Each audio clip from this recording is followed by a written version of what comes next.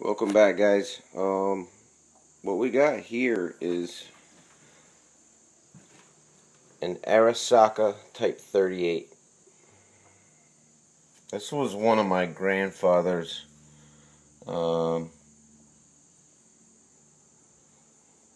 trophies, I guess you'd call it, when they brought him back home, and this is what was this was coming our way when we were going their way with the M1 Garand. This was what was coming at us.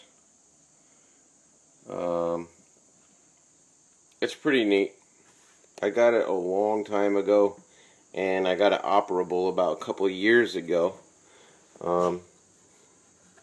You know, you got your sight, and then your slide up, and you know, for your, I believe it's meters that are on here. I'm not sure if I can get it in there or not, but it's in pretty good shape. At first, because I didn't know much about these guns at all, I thought that this stock was cracked.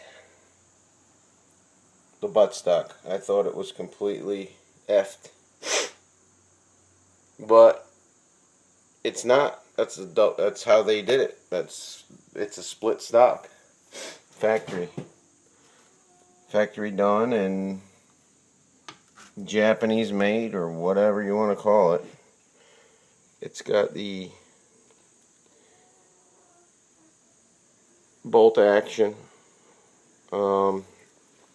This is one of the big deals when you talk to the guys about these type of guns, is the markings on them and everything.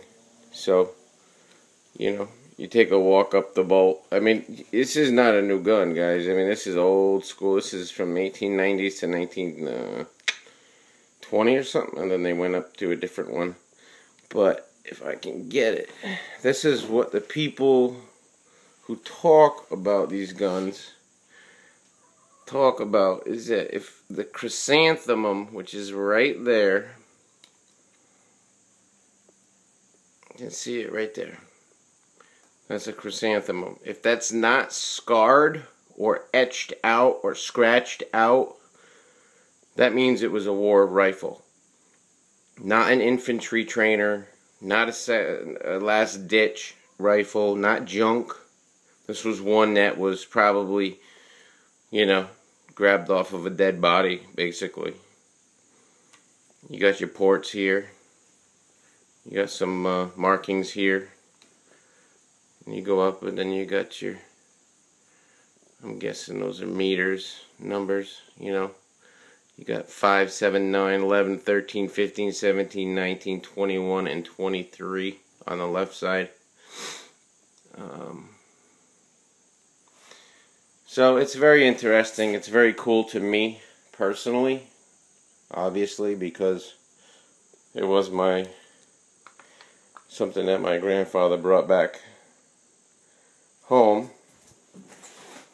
Let's get you into the light. This is another one-handed deal, guys. Sorry, I do. Sometimes I do, sometimes I don't. So, all in all, it's in solid shape. It really is. I believe it is. It shoots well. I got it shootable again.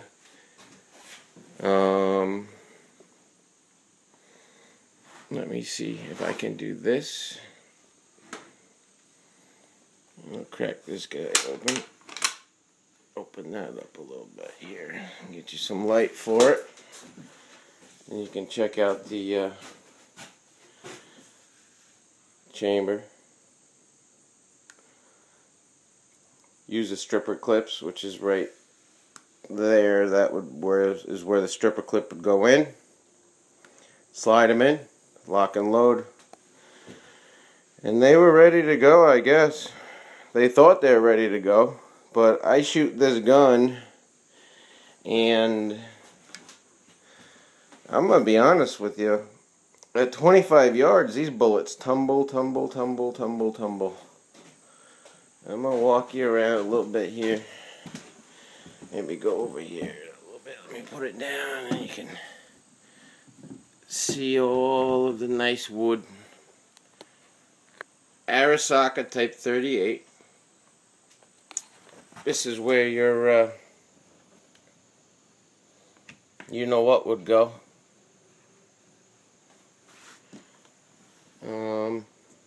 Bring it down.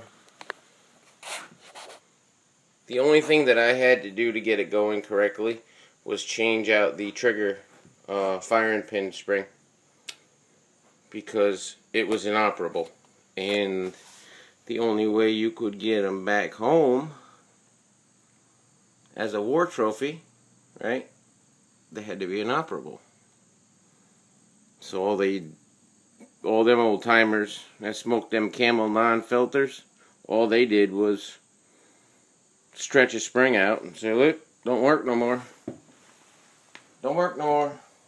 So, here's the bullet right here. Cartridge, sorry for all you gun fanatics. Cartridge. Here's the cartridge. But you can see how much lead is there.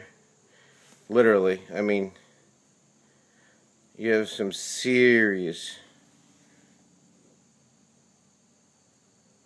lead. And basically what it does after 10 feet or 20 feet, 10 yards, whatever you want to call it, I don't care, is it tumbles. And when I was hitting the target, this is actually one of them that misfired. This is an old bullet. Cartridge, sorry. I was shooting at targets, and it would leave a mark in the target that looked like that. It was about 1 inch long. So they were tumblers. So if it happened to travel far enough to grab a hold of you, it was tumbling, and it was going to hurt. A lot of people say they're underpowered. They don't like them so much.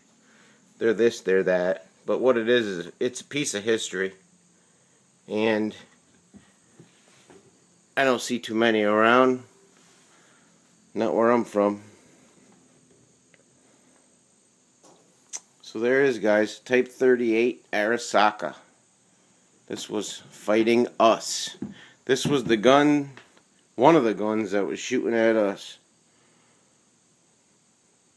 But nothing beats the M1, right? We all know that. Alright guys, till next time. It's a little history lesson, I guess. Not much of a lesson, but more of a historical gun. I'll have a video up in a little bit, and I'm going to shoot it for you. It's more like a cannon than it is a rifle, if you know what I mean. Alright guys, thanks a lot. We'll see you soon.